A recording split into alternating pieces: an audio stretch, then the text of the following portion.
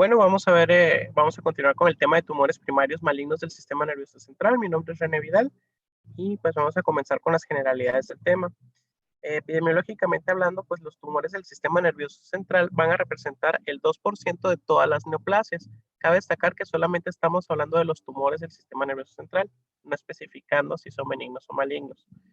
En general, estos constituyen un grupo heterogéneo de neoplasias que incluyen desde lesiones bien diferenciadas y relativamente benignas, como los meningiomas, hasta lesiones altamente invasivas y poco diferenciadas, como lo son los glioblastomas multiformes, los cuales son malignos, ¿no?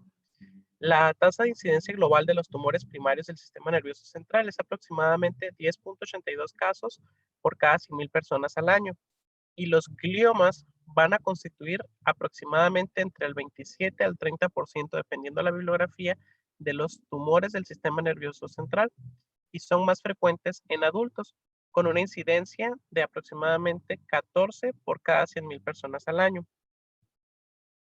Dentro de todos los tumores cerebrales primarios, como les mencioné, pues los más comunes van a ser los meningiomas, que la mayoría o casi todos tienen un comportamiento benigno, salvo por los anaplásicos. Y seguidos en frecuencia, pues van a ser los gliomas, representando, como les mencioné, de un 27 a un 30%. En esta tablita, pues nos muestra que es un 28%. Y aquí es importante mencionar que, pues, los gliomas, o dentro de los gliomas, estos van a representar aproximadamente el 80% de los tumores malignos del sistema nervioso central, siendo el principal exponente, como vemos resaltado en azul, el glioblastoma multiforme, el cual va a representar, dependiendo de las diferentes guías, aproximadamente un 50%. En este caso vemos que nos muestran un 55 a un 57%.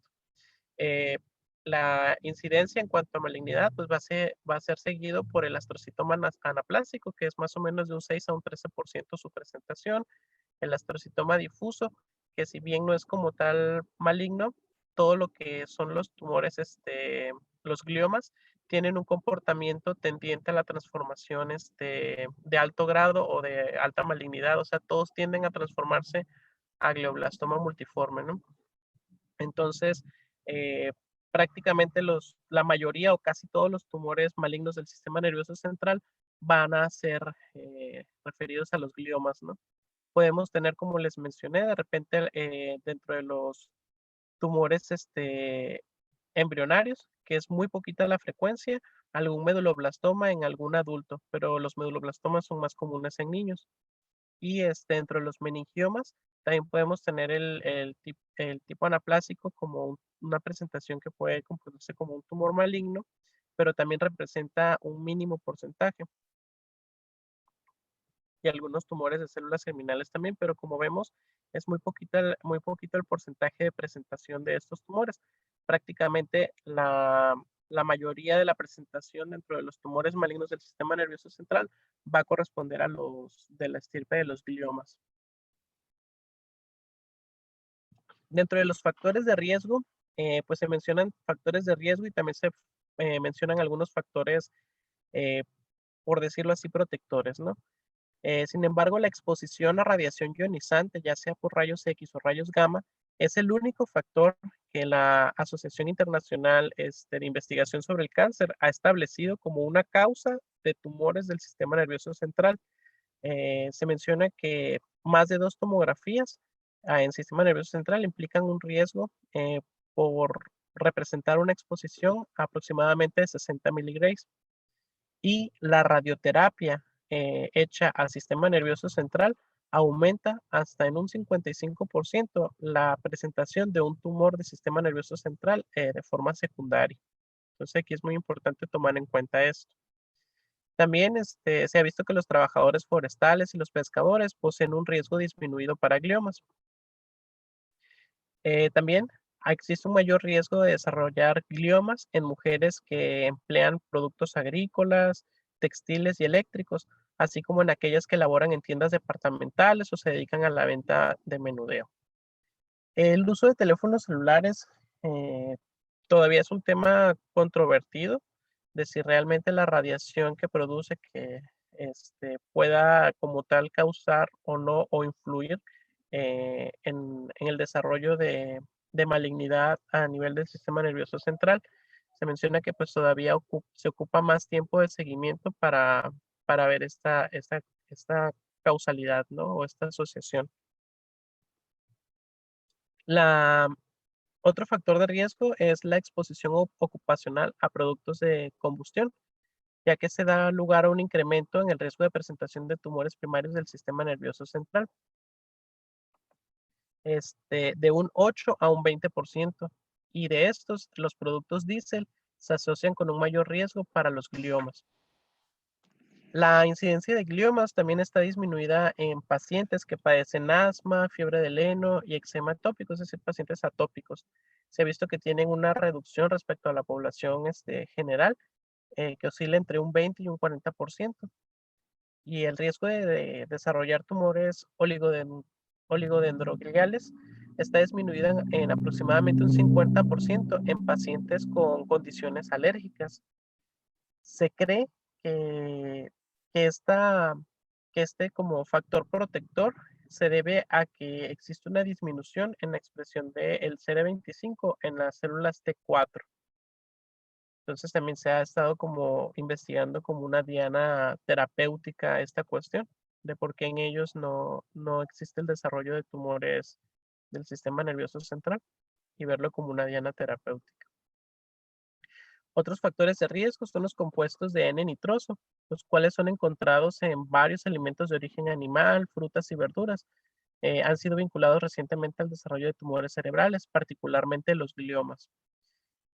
También se ha visto una relación en que el riesgo del glioma es 70 veces mayor en hombres de altura mayor a 1,90 metros. La diabetes mellitus también se ha visto como un factor de riesgo para el desarrollo de tumores cerebrales primarios en las mujeres, con un riesgo de un 24% mayor en las mujeres. Sin embargo, esta asociación no se ha visto en hombres diabéticos. La hipertrigliceridemia también se ha visto asociada con el desarrollo de gliomas de alto grado. Y los pacientes con hipertensión arterial sistémica tienen mayor riesgo de desarrollar gliomas de alto grado también. Entonces, como vemos, es una enfermedad que en cuanto a factores de riesgo o asociaciones que se han visto, pues está involucrada en todo, ¿no? Incluso en enfermedades muy comunes como son la hipertensión y la diabetes o la hipertrigliceridemia o a situaciones laborales también comunes, ¿no? Otros factores de riesgos, encontramos que el Parkinson es un factor de riesgo, puesto que aumenta la probabilidad de un tumor cerebral primario hasta en un 50%. El riesgo del glioma va a ser 29% menos en mujeres usuarias regulares de anticonceptivos en comparación con aquellas que nunca lo han utilizado. Y el tener historia de un padre con un tumor primario del sistema nervioso central va a incrementar el riesgo de que padezcas un tumor también a nivel del sistema nervioso central, hasta en un 70% en comparación a la población general. Y asimismo, tener un hermano con un tumor en el sistema nervioso central se asocia con el doble de riesgo de que pues desarrolles un tumor del sistema nervioso central. Eso en cuanto a los, eh, a los factores de riesgo. Sin embargo, también existen diferentes síndromes familiares que predisponen de forma genética al desarrollo de tumores del sistema nervioso central. Dentro de ellos podemos destacar a la neurofibromatosis tipo 1, la tipo 2, la esclerosis tuberosa, el síndrome de Linfra-Meoni, el síndrome de Turcot, el síndrome de Cowden, el síndrome de Lynch, el de Gorlin y el de von Hippel-Lindau. Como vemos, por ejemplo, en la neurofibromatosis tipo 1, el tipo de tumor del sistema nervioso central más común va a ser el astrocitoma. Tienen tendencia a asociarse al desarrollo de astrocitomas o gliomas del nervio óptico. En la tipo 2, en la neurofibromatosis tipo 2, el tipo de tumor que van a desarrollar es el ependimoma y algunos meningiomas. Y la esclerosis tuberosa se ve asociada a astrocitomas.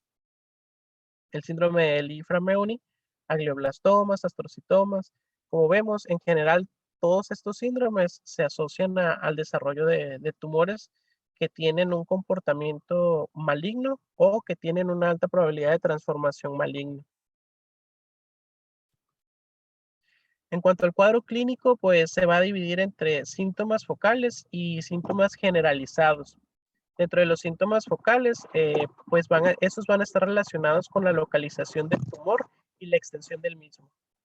En cuanto a los síntomas generalizados, estos se van a relacionar con el crecimiento y la compresión de forma secundaria al crecimiento del tumor. En cuanto a los síntomas focales, pues podemos ver en esta tabla que dependiendo de la localización de la tumoración, pues nos va a dar diversos signos y síntomas, ¿no? Por ejemplo, si el tumor se localiza en la región frontal, el paciente va a desarrollar o va a presentar cambios de la personalidad, alteraciones de la marcha, demencia, afasia motora, debilidad contralateral. Si se encuentra en el lóbulo parietal, afasia sensitiva, alteraciones sensitivas, hemianopsia, desorientación espacial, y así, dependiendo en cuál sea la localización. Por ejemplo, en el cerebelo presenta ataxia, dismetría, diadicocinesia, nistagmus. Entonces, como vemos, dependiendo de la localización, pues va a ser la presentación de síntomas, los cuales van a ser focales porque se van a relacionar en la localización del tumor. En cuanto a los síntomas generalizados, pues vamos a ver en esta tabla, en cuanto a frecuencia, pues los más comunes van a ser la presencia de cefalea en la mitad de los casos, crisis convulsivas también, y alteraciones de la memoria.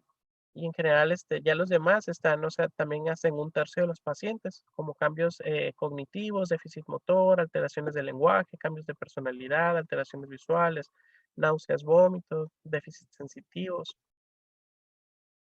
Entonces, en cuanto a los síntomas generalizados, como ya les mencioné, los síntomas más frecuentes en la presentación de un tumor de rápido crecimiento van a ser la cefalea, náusea o vómito, así como las crisis convulsivas. Aquí es importante mencionar que la cefalea en cuanto a los tumores de crecimiento rápido y de comportamiento maligno, la cefalea va a ser característicamente más severa en la noche o temprano en la mañana y va a empeorar con las maniobras de Valsalva.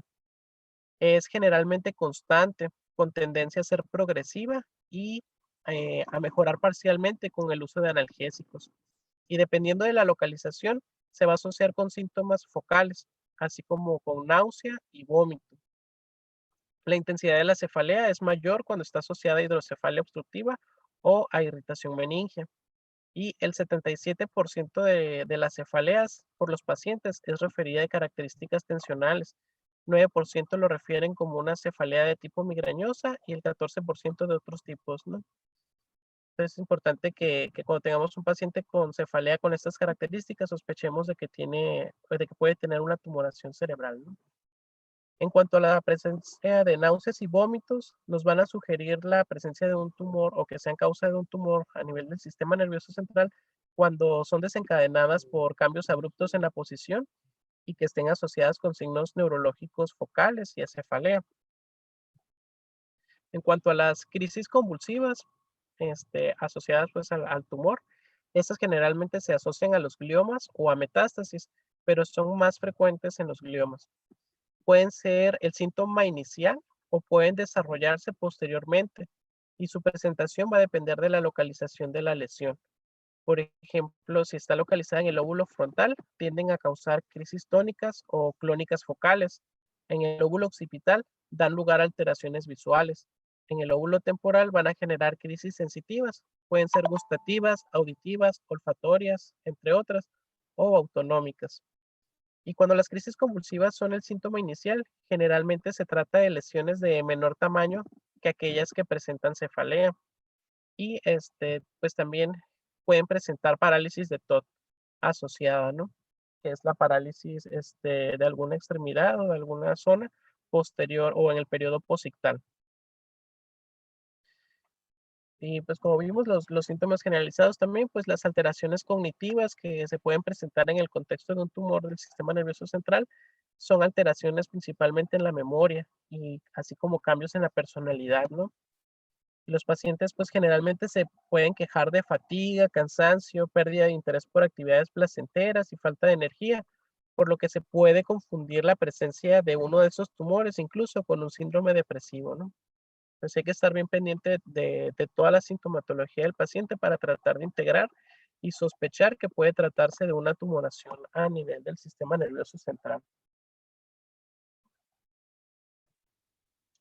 En cuanto al diagnóstico de este tipo de tumoraciones, pues se va a basar principalmente en el cuadro clínico y en los estudios de imagen, pero con eso se puede tener una alta sospecha, pero siempre, pues la única forma de confirmar como tal de qué tipo de tumor se trata, pues va a ser el estudio histopatológico. En cuanto al cuadro clínico, pues vamos a basarnos en los síntomas generales y focales para tener más o menos la sospecha como tal y la probable localización de la tumoración. Y con el estudio de imagen, que de elección es la resonancia magnética con gadolínio, nos va a permitir pues localizar el tumor, ver las características del tumor, darnos una idea de la probable etiología por las características del tumor en las diferentes fases de la resonancia y nos va a permitir también que se realice la planeación preoperatoria. En cuanto al estudio patológico, pues como les dije, este va a ser el que nos va a dar la certeza de la estirpe histológica que se trata y del grado de malignidad, aunque ya por imagen podemos sospecharla. Y también va a ser importante la realización de inmunohistoquímica en estos casos. Por ejemplo, la mutación del IDH1 se asocia a gliomas indolentes de crecimiento lento. Es decir, que al encontrarse esta mutación, se va a tratar de tumores de comportamiento pues más benigno dentro de lo maligno que son, ¿no? Van a tener mejor respuesta al tratamiento, van a tener un crecimiento más lento, van a ser un poquito menos invasivos que los que no tienen esta mutación. Como les mencioné, en cuanto a los estudios de imagen, pues la tomografía puede ser útil. Por lo general es el estudio de abordaje inicial que utilizamos cuando sospechamos de alguna patología del sistema nervioso central, debido pues a que es un poquito más accesible de repente, más barata. En este tipo de estudio, pues vamos a poder lograr identificar de repente la lesión y su localización y pues algunas características de su morfología. Sin embargo, pues es menos sensible y menos específica que la resonancia para evaluar realmente las características del tumor. Por lo tal, la resonancia con gadolínio siempre va a ser la de elección cuando tengamos una tumoración en el sistema nervioso central. El estudio, como les mencioné, es el estudio de elección y así como las características que se van a presentar tanto con el contraste como en las diferentes fases de la resonancia, nos van a poder orientar a la etiología. También nos permiten visualizar mejor las meninges, el espacio subaracnoideo, la fosa posterior y la distribución vascular de la neoplasia. Otro tipo de resonancia a la que podemos tener acceso es la resonancia con espectroscopía. Esta permite mejorar la diferenciación de los tumores infiltrantes de otras lesiones por medio del análisis de la composición química de áreas donde está el tumor que sean de interés y que pues las seleccione el radiólogo, ¿no? Aquí las señales químicas medidas por espectroscopía son, perdón, el N-acetil aspartato, la colina, el lactato y el 2-hidroxigluratato. El N-acetilaspartato, pues es un marcador que nos permite ver la señalización de las neuronas y se encuentra disminuido característicamente en los gliomas. La colina es un componente de las membranas celulares que aumenta en los tumores del sistema nervioso central.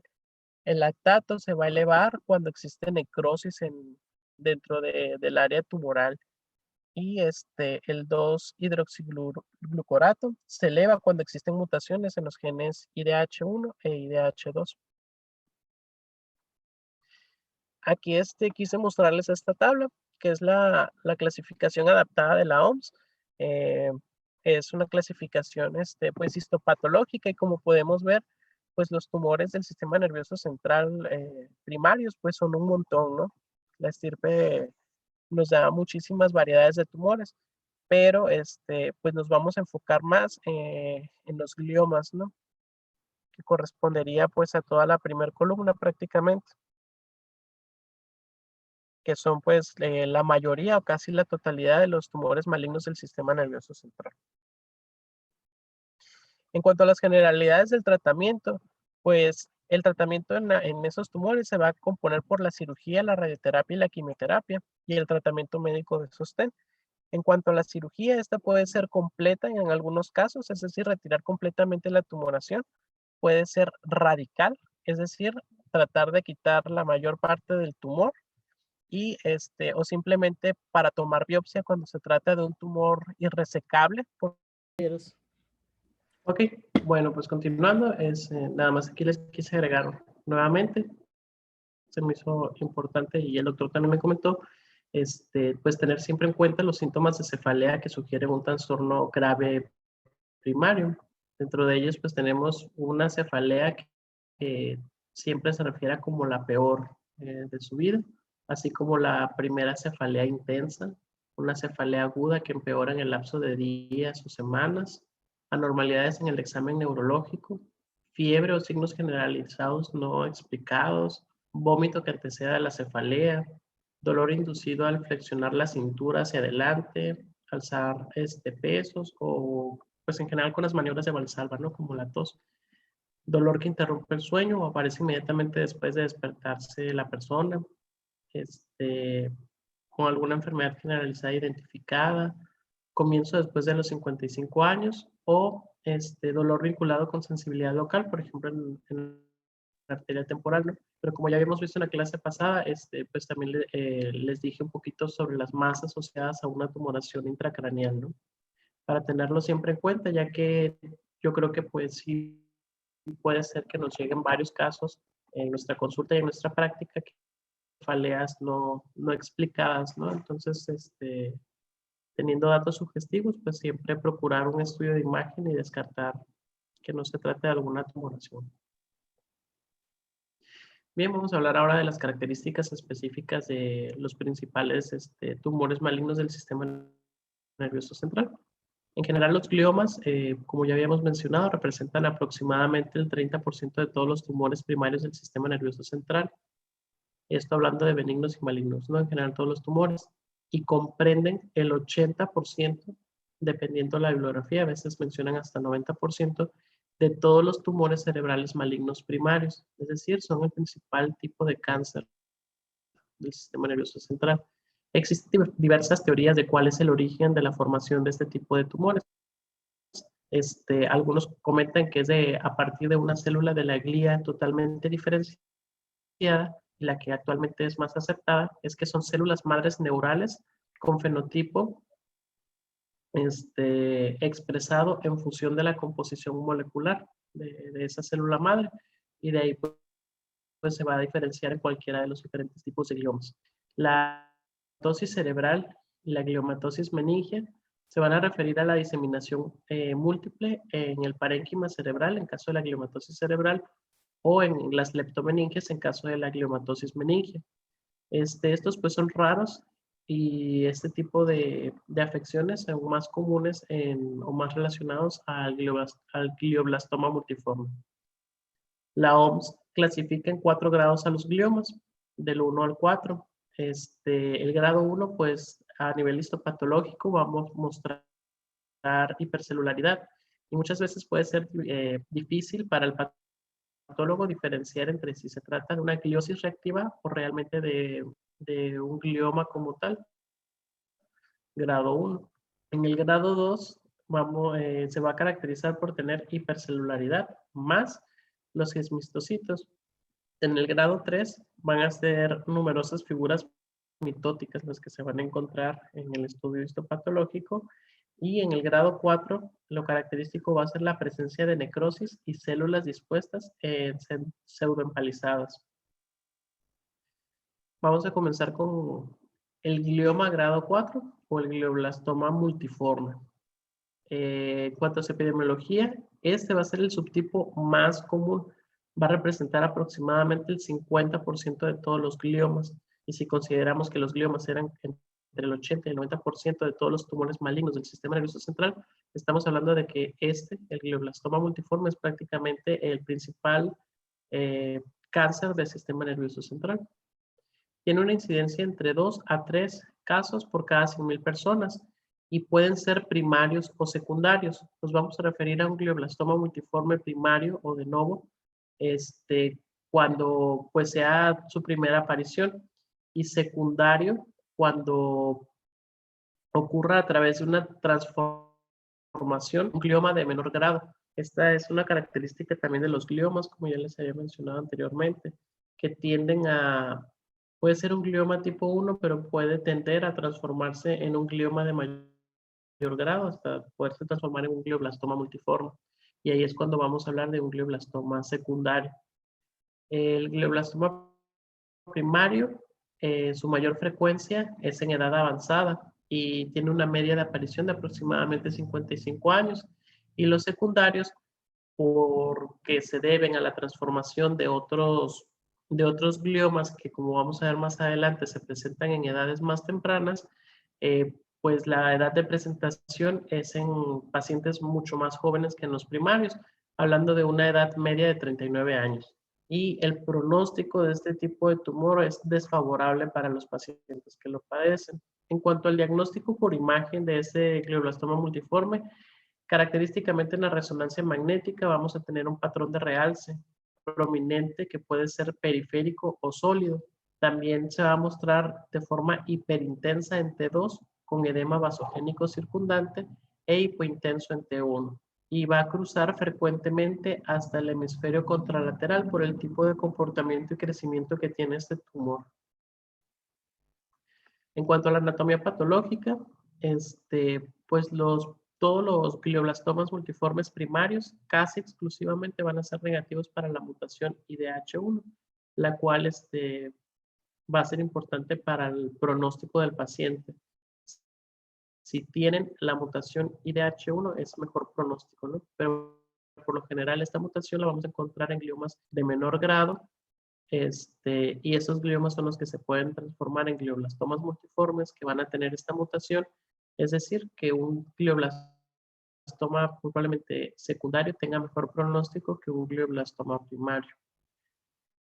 También existe otra mutación o otra afección que es la metilación del promotor MGMT, el cual cuando se encuentra metilado en un tumor traduce menor agresividad y mayor sensibilidad al agente quimioterapéutico de elección, con una media de supervivencia de aproximadamente 21.7 meses contra 12.7 meses con aquellos que no tienen la metilación, aquellos tumores que no tienen esta metilación. Entonces, como vemos, va a ser importante dentro del abordaje histopatológico y diagnóstico del paciente, pues averiguar si tiene o no la metilación, porque eso nos va a hablar de pronóstico. En cuanto al tratamiento del glioblastoma multiforme, pues se va a preferir la resección macroscópica radical y no puede ser completa debido a que los glioblastomas infiltran en forma difusa pues el parénquima cerebral, por lo cual no tienen unos límites bien delimitados para poder extraer todo el tumor. Entonces se va a tratar de quitar lo más posible, a que se vea macroscópicamente, quitar lo más posible, pero siempre va a ser imposible quitar todo el tumor. Y en caso de que se encuentre en una situación que sea irresecable el tumor, pues al menos se va a procurar la toma de una biopsia, ¿no?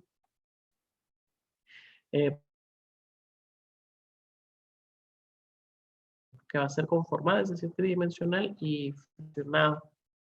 Aquí la dosis van a ser fracciones diarias de 2 grays, 5 días a la semana por 6 semanas, con una dosis de grays, y se va a complementar con tratamiento quimioterapéutico a base de temozolomida. Va a iniciar al mismo tiempo que la radioterapia con una dosis de 75 miligramos sobre metro o por metro de superficie corporal vía oral diario durante todo el periodo de las 6 semanas que se van a estar dando la radioterapia. Después de terminar las 6 semanas, va a haber un descanso de 4 a 6 semanas del agente quimioterapéutico y posteriormente se va a reiniciar una dosis de mantenimiento que va a ir de 150 a 200 miligramos sobre metro cuadrado, el cual va a ser vía oral también al día durante 5 días consecutivos cada 28 días por un mínimo de 6 ciclos, es decir, los primeros 5 días de cada mes, un ejemplo, por 6 meses, ¿no? Para que más o menos nos demos una idea de cuánto va a durar el tratamiento. Y aquí va a ser bien importante que le demos vigilancia a los pacientes con una BH al menos, porque el efecto secundario de la temosolamida es que puede causar trombocitopenia y linfopenia grave. Y pues depende del grado de estas dos afecciones, puedes requerir la modificación solo de la dosis con una disminución o incluso la interrupción de la misma, ¿no? Es lo principal que le vamos a cuidar al tratamiento quimioterapéutico en estos pacientes. En cuanto a la monitorización del glioblastoma, pues se recomienda en las guías un seguimiento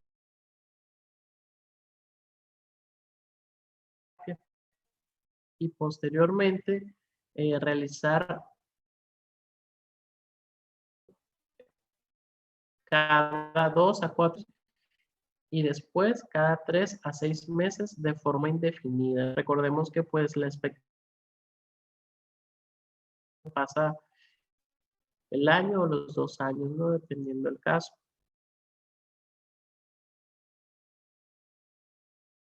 Presentar datos de mejoramiento del realce del contrato.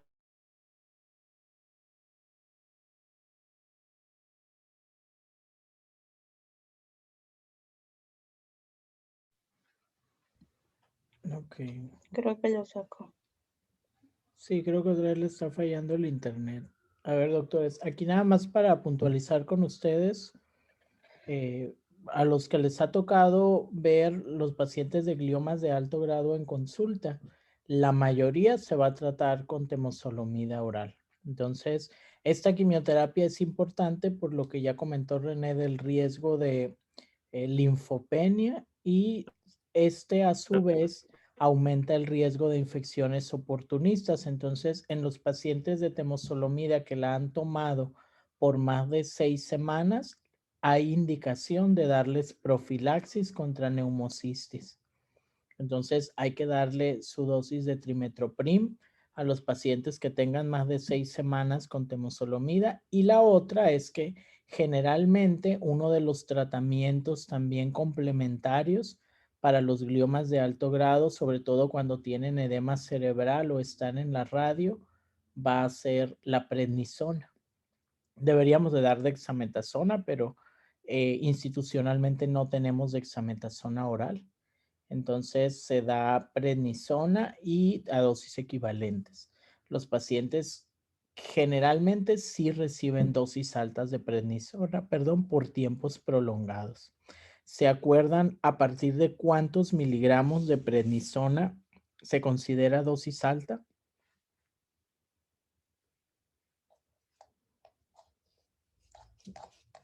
Doctores. A partir de 50 miligramos, ¿no? TikTok, ¿quién da más? ¿Quién da menos? No, es a partir de 100, ¿no? Y ya 250 son los pulsos. De predni. Es a partir de 30, ¿no? De dosis A partir alta. de 30, dosis alta. Ajá. A partir de 30. Ah, prednis, sí, sí. Y muy alta es mayor de 100 y en bolos son mayor de 250. Entonces, acuérdense que 7 puntos, hasta 7.5 es dosis baja. Entonces, de 7.5 a 30, dosis media, y más de 30, dosis alta. Entonces, todo paciente que tenga más de 30 de predni o su equivalente por tiempo prolongado, que estaríamos hablando más de 2 semanas o más de 10 días, que acuérdense que después de la semana a 10 días ya tienes que valorar el desescalamiento progresivo de la dosis cuando la vas a retirar. Entonces, estos pacientes que ya les suprimiste el eje también tienen riesgo de inmunodepresión y les tienes que dar profilaxis para neumocistis. Entonces, por varias razones, estos pacientes necesitan la profilaxis y ustedes lo tienen que valorar, porque puede que esos pacientes, por ejemplo, ustedes lo ven todos los días en UMAE. Hay muchos pacientes de neurocirugía que están con esteroides por tiempo prolongado por la enfermedad en sistema nervioso central. Ok. ¿Todo bien, René? Creo que está fallando mi internet. Sí, es que de repente también se cortaba un poco el audio. Ok, continuemos. Bueno, ya no supe en qué parte se quedaron. Pues en realidad esto del seguimiento, lo más importante es lo de la ¿Más de necrosis y la ustedes? pseudoprogresión, porque hay veces que evaluamos la enfermedad y queda la duda, pues, si en la resonancia, si son cambios por radioterapia o cambios de la cirugía o sigue habiendo enfermedad. Entonces, algo que les debe quedar a ustedes es que, uno, la clínica es muy importante. Si consideramos que por imagen la enfermedad está progresando, pero el paciente clínicamente está estable, no tiene deterioro neurológico, no hay más cefalea, datos de hipertensión intracraneal, entonces lo más probable es que sea necrosis o pseudoprogresión. Y la otra es que en estos pacientes, claro que las secuelas que pueden dejar los tratamientos a mediano o largo plazo es importante. No aplica solo para gliomas. Todos los pacientes que reciban radioterapia a cráneo, cuando es solo cráneo o son dosis altas, van a tener un déficit cognitivo. Entonces, si estamos hablando de pacientes mayores, pacientes con comorbilidades, pues obviamente ese déficit cognitivo va a ser más importante y también hay que tomarlo en cuenta al momento de ver algunos diagnósticos diferenciales, por ejemplo, diagnosticar demencia, demencia vascular, Alzheimer en un paciente que tiene ese antecedente de un tumor cerebral o radioterapia a cráneo. ¿Ok? Bueno, ya pues hablado lo de la monitorización y pues de cómo debemos de valorar la progresión o no por imagen y por clínica, pasaríamos al glioma grado 3, el cual pues representa aproximadamente un 20% de los gliomas y 10% de estos van a ser astrocitomas anaplásicos y de un 5 a un 10% van a ser oligodendrogliomas anaplásicos y oligoastrocitomas mixtos.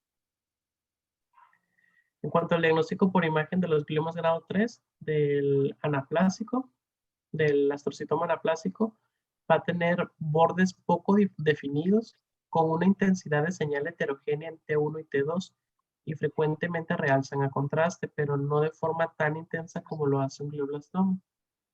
Los oligodendrogliomas anaplásicos van a presentarse hiperintensos en T2 e hipointensos en T1 y a menudo están calcificados. El realce es menos frecuente y cuando se presenta es típicamente débil, ¿no? Pues vemos que por imagen pues también más o menos nos podemos dar una idea, aunque todavía no tengamos el diagnóstico definitivo que va a ser por histopatología. En cuanto a la anatomía patológica, pues histológicamente se van a clasificar en astrocitomas, oligodendrogliomas u oligoastrocitomas mixtos. Estos van a soler presentar la mutación IDH1 y se prevé cuando presentan esta mutación un crecimiento más indolente, es decir, van a ser pues un poco más benignos en cuanto a su comportamiento en crecimiento. Y como vimos, si este tumor tiene progresión o transformación a un glioblastoma, que sería secundario a un glioma grado 3, y tiene esta mutación, pues va a tener mucho mejor pronóstico, ¿no? También es importante buscar la codeleción en cuanto a la pérdida de la heterocigosidad del brazo corto del cromosoma 1 y del brazo largo del cromosoma 19, ya que es pronóstica. Se ha visto que aproximadamente en una serie de casos, 89% de los oligodendrogliomas presentaban codeleción de estos dos que les mencioné. 19% lo presentaban los oligoastrocitomas mixtos y ningún astrocitoma presentaba esta codeleción. Y el presentar esta codeleción habla de un mejor pronóstico. Entonces, de los gliomas de grado 3, estamos hablando que el oligodendroglioma es el que va a tener un mejor pronóstico de estos tipos de gliomas grado 3, debido a la presencia de la codeleción de esta codeleción. Pues.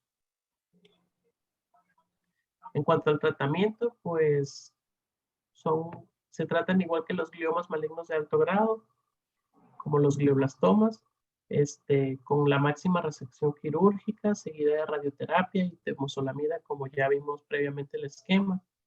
La excepción va a ser en el caso de que presente la codeleción que ya les mencioné, ya que cuando presentan la codeleción se va a preferir quimioterapia a base del esquema PBC, que sería procarbazina, el CCNU y la vincristina. Con duplicación cuando se utiliza la quimioterapia, con duplicación de la supervivencia en comparación a temozolomida de hasta 14.7 años, ¿no? Entonces sí es bien importante buscarles si tienen la mutación o no estos pacientes. Igual la monitorización en estos pacientes, pues es bien importante tener en cuenta que van a tender a progresar a tumores de grado 4 y que el seguimiento por imagen, que sería una resonancia magnética, va a ser prácticamente igual que el caso anterior. 2 a 8 semanas posterior a la radioterapia o término de quimioterapia, y después cada 2 a 4 meses por 3 años, y después cada 3 a 6 meses de forma indefinida. En cuanto a los gliomas grado 2, estos pues también son astrocitomas, oligodendrogliomas u oligoastrocitomas mixtos, y van a constituir el 20% de los demás gliomas. Pero recuerden que histológicamente pues van a ser de grado 2 y no de grado 3, aunque sean de la misma estirpe histológica, ¿no? Aquí el diagnóstico por imagen, pues típicamente estos no realzan el contraste y son hipointensos en T1 e hiperintensos en T2 y presentan mayor heterogeneidad que los otros. Y en cuanto a la anatomía patológica, presentan con frecuencia la mutación IDH1, que ya les había mencionado, que es pues de mejor pronóstico. Y también lo mismo, cuando presentan la codeleción del brazo corto del cromosoma 1 y del brazo largo del cromosoma 19, van a presentar un mejor pronóstico, ¿no? En cuanto al tratamiento, aquí la resección del tumor, de ser posible, o sea, va a ser lo ideal. Es decir, quitar todo el tumor. Si no existen marcadores de mal pronóstico, se prefiere la conducta expectante respecto a dar o no quimioterapia después de la resección quirúrgica. Y los marcadores de mal pronóstico van a hacer que el paciente sea mayor de 40 años, que tenga índice de proliferación elevado, cantidad importante de enfermedad residual y síntomas neurológicos de consideración. El fundamento para posponer la radioterapia es la demora de los efectos secundarios neurocognitivos del tratamiento, sobre todo porque pues estos se presentan en pacientes más jóvenes, ¿no? Y pues para tratar de afectarlos lo menos posible. Por eso es la justificación de tratar de reservar la radioterapia en el caso de que sean gliomas grado 2 sin datos o marcadores de mal pronóstico. La monitorización en este caso va a ser con resonancia magnética cada 3 a 6 meses por 3 a 5 años. Después de este periodo se va a necesitar solamente una resonancia magnética de forma anual. Es muy importante tener en cuenta que también estos gliomas, como los demás, van a tender a transformarse en tumores de grado superior. Entonces, por eso es importante dar seguimiento y sobre todo estar pendientes de la clínica de estos pacientes. En caso de que se detecte el tumor y por X o por Y el tratamiento va a tomar tiempo en realizarse, como está sucediendo ahorita por la situación del COVID, es importante controlar rigurosamente al paciente por la posible aparición de nuevos signos radiológicos de transformación de este tumor, que es un grado 2, a un tumor de mayor grado, ¿sale? Porque esto ya va a cambiar completamente como vimos el tratamiento, ¿no? Entonces aquí vemos que es cuestión de tiempo también. Y en cuanto a los gliomas de grado 1, pues nos vamos a referir a los astrocitomas pilocíticos. Estos característicamente son de crecimiento lento, son circunscritos, quísticos frecuentemente y tienen su mayor frecuencia en niños y en adultos jóvenes. Suelen presentarse o producirse en el cerebelo, en las vías ópticas anteriores y en el tronco encefálico. Se manifiesta con signos crónicos de disfunción neurológica relacionada con la localización, es decir, dependiendo de donde esté, como vimos en la clase pasada. Y suelen ocasionar hidrocefalia por obstrucción de las vías del líquido cefalorraquídeo. Pueden presentar déficit neurológico focal y casi nunca convulsiones. En cuanto al diagnóstico por imagen, suelen ser tumoraciones circunscritas y suelen presentar un componente quístico y un nódulo que refuerza intensamente con el contraste. Tienen asociación importante a la neurofibromatosis tipo 1, por eso es importante tenerlo en cuenta. Pero cuando están asociados a la neurofibromatosis tipo 1, tienen un fenotipo menos agresivo, por lo que suelen tratarse de forma más conservadora que la variedad esporádica o de novo. Los esporádicos se asocian a cambios moleculares en el gen BRAF, asociándose a un fenotipo clínico pues menos agresivo cuando se asocian a este gen, ¿no? Y pues entre 50 y 60% de los tumores van a tener cualquier localización, 80% van a ser cerebelosos, ¿no? Vemos que va a ser su principal localización. En cuanto al tratamiento, en los que son esporádicos, que no tienen una relación con la neurofibromatosis tipo 1, el tratamiento de elección va a ser la extirpación quirúrgica completa, ya que es potencialmente curativa. Más o menos tienen una supervivencia a 10 años mayor al 80%. Cuando son tumores irresecables, la quimioterapia y las cirugías citorreductoras se van a preferir como tratamiento primario para demorar la radioterapia y pues los efectos cognitivos debidos a ella. La monitorización en estos pues va a ser de forma seriada igual que con los anteriores, con resonancia magnética, una cada 3 a 6 meses, por un periodo de 3 a 5 años y después de forma anual. Se justifica el seguimiento porque a pesar de la resección quirúrgica total, pueden recidivar estos tumores. Otro tumor maligno del sistema nervioso central es el ependimoma, el cual puede ser grado 2 o grado 3 en cuanto a histología, ¿no? Y pues a mayor grado, pues mayor potencial de malignidad, ¿no? Mayormente agresivo. Más o menos representan del 5 al 8% de los gliomas. Se producen en todos los grupos de edad, pero es más frecuente en los niños. Y típicamente, ¿me escuchan? Sí, te escuchamos. Ah, ok. Estos típicamente se van a presentar a lo largo de todo el sistema ventricular, pueden afectar el cuarto ventrículo, los ventrículos laterales, el acueducto cerebral o incluso la médula espinal. Es decir, van a afectar todo el sistema ventricular y del líquido cefalorraquídeo.